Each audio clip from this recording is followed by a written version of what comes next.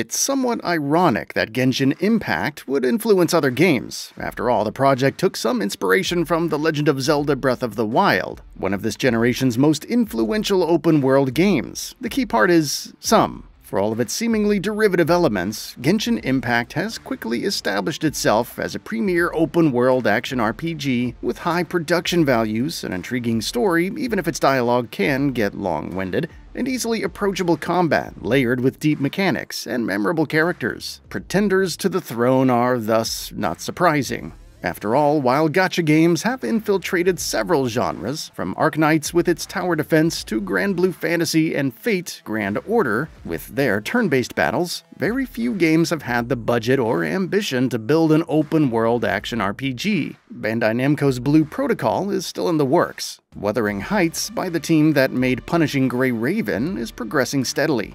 However, one title got ahead of them all, Hotta Studio's Tower of Fantasy. On the surface, it sounded interesting, a sci-fi setting with deeper combat, a strong character creator that allowed for making one's avatar, and activities like racing and futuristic vehicles. It definitely has some stuff going on. Unlike what Margin Call showcased, however, being first isn't always ideal, especially when you're trying to ape one of the very best in the genre. Make no mistake, Tower of Fantasy is trying to be like Genshin. That's apparent in some of its interface, which resembles MiHoYo's title when picking up items, the synergies that result when equipping two weapons of the same element, or even the jetpack, which hovers more often than it boosts. Some of the original ideas it tries to push are from MMORPGs like mounts and encountering other players in the wild, with many systems and mechanics seemingly existing to leverage the monetization model, bursting at the seams with stuff to sell you. Perhaps worst of all is that despite its numerous faults, Tower of Fantasy looks like it has potential. However, even after a year of updates and new regions with their own extensive stories, it feels unpolished and haphazard, especially on the PS5.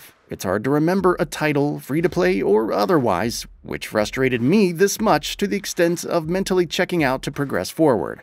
The story starts with you, a wanderer, who arrives in Ida to explore and learn more about Omnium. Life on Earth isn't going so great, and you're part of a colony spacecraft run by the organization Hykros that seeks to establish life on the planet, with Omnium seemingly the ticket. After surviving an attack against mutated hounds and humans called aberrants, the player separates from their companion, their suppressor fails, and they fall unconscious. They eventually wake up in Astra's shelter to meet Zeke and his sister Shirley with their memory gone. Thus begins the journey to catch up on what happened while assisting Shirley with her various tasks in this small slice of the Asperia region. You even have a Paimon-esque companion in Mia, though thankfully she's more of a supporting character than a substitute for your voice. Of course, it's not long before things hit the fan. Opposed to Hykros are the heirs of Ida, who believe Omnium is a curse and humans should go without it. Their leader plans to sabotage the towers in the landscape that provide Omnium to the main Tower of Fantasy, I think, thus causing a disaster. You want to stop that, but also Shirley has been infected and seems to be turning into an aberrant, so she's taken away eventually. The story starts innocently enough, but goes in several directions almost immediately as you are pushed and pulled along with Shirley's antics. Then suddenly you deal with Astra Shelter's crises, learn of mysterious individuals,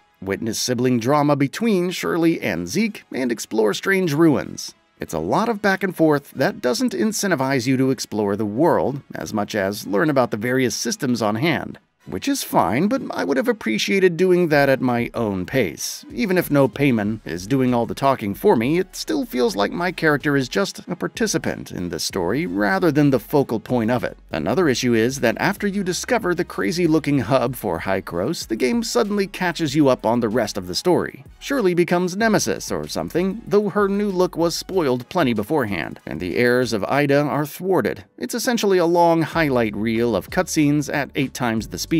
You're led to Vera, a new region which offers an admittedly cool-looking pyramid city with highways that are way too desolate and traverse its surrounding deserts. You could go back to Asperia and continue that story, which may end up happening anyway, since you'll be level-gated before long anyway. It all feels so slipshod and awkward to be downright annoying. I'm more than fine with the option to skip the newest content, but a warning beforehand would have been nice. While the characters aren't too long-winded, their dialogue fails to captivate. The English cast does a decent job with the material, though Zeke sounds like he's halfway to nodding off at any moment, but it's nothing that pushes you to learn more, not even in Vera, where things are happening at a rapid clip. The cutscenes in their direction, despite the overly wonky cinematography at times, are pretty good.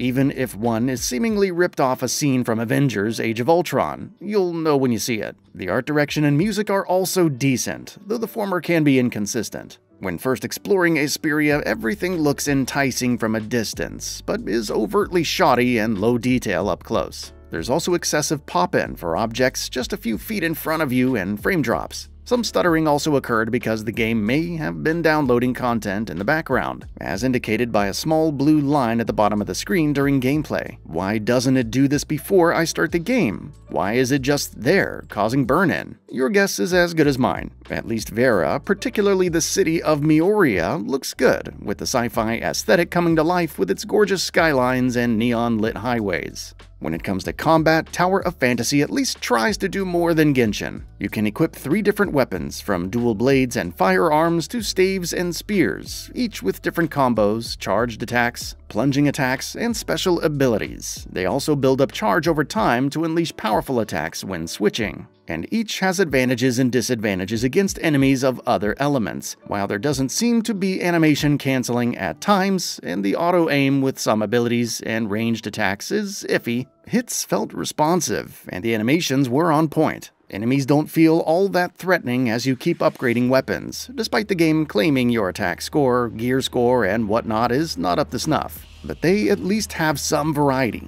You quickly learn about Simulacra, which is how the game handles gacha. These unlock weapons, but also characters, with the latter serving as skins. You can equip the weapons as your default character and upgrade them without much trouble, with various improvements unlocking other functions and perks. So what's the point of Simulacra besides effectively having another skin? The character creator has enough options for changing your look, so why? If you view the weapons as their characters, their skill sets are a far cry from whatever Genshin Impact has to offer. I didn't get to the end game of Tower of Fantasy, so I can't say, and based on what I've played, it's not looking like an enticing proposition. As for the activities, there is so much to do, and yet it's laid out in such an unintuitive way, plus your mileage may vary on what looks appealing. Exploring the world is fine, as your jetpack can launch you upwards in addition to hovering, and you get a double jump and air dash. Various relics allow for functions like clearing away obstacles and unleashing a hail of missiles, which can be good for puzzle solving or discovering hidden areas. The ruins are also interesting to explore, even if they're not especially complicated, and their presentation is usually on point. Racing also seemed interesting, but despite having a bike as a mount, I was informed after a painstaking affair to reach the location that I didn't have a car. How do I get one? Good question. And at this point, I'm getting annoyed with all of the unanswered questions. Don't worry, because Tower of Fantasy will quickly inundate you with potential purchases. All the typical systems, from materials to weapons to outfits, mounts, and so on, which surprisingly let you choose gear, are available for real money. You have a battle pass, newcomer events, achievements, limited time events, outfits, mounts, something called dark crystals, etc. Gacha games are inherently predatory and can play off those who can't resist the urge to gamble. While the game does a decent job of offering some free pulls, it's just so overwhelming to be assailed by so much from the get-go. It also brings up one of the absolute worst things of the experience, the UI. Forget the art or text and various banners and loading screens not being scaled to bigger displays. The off-center corner menu looks horrible. Swapping weapons in the left and right slots is tedious, as you need to select the central weapon for upgrading, press left or right on the D-pad, back out, and then press the button to switch. A free cursor activates by pressing square and triangle together, which is necessary to dismiss some pop-ups and access menus unavailable in the start menu. You may not know this initially, which can lead to awkward moments where you're stuck with the pop-in until the skip function appears to dismiss it by pressing circle. The D-pad, right stick, and left stick can select different options, seemingly at random throughout the game, and having to activate the free cursor to claim certain things, even within menus, accessed only with the free cursor, is some Inception-style torture. Even if you could pick out some decent things in this whole mess, other titles offer way better experiences. Whether in terms of combat, gacha mechanics, exploration, storytelling, or world design, That too without an interface that's actively fighting you at every turn. Tower of Fantasy isn't real life or fantasy, but more of a landslide and poor substitute for reality. And that brings us to the end of the video. A quick request: we upload new videos every single day, and if you like what we're doing, please consider subscribing. It really helps us out. Also, don't forget to enable all notifications by clicking the bell icon so that you can receive daily video updates. Thanks for watching.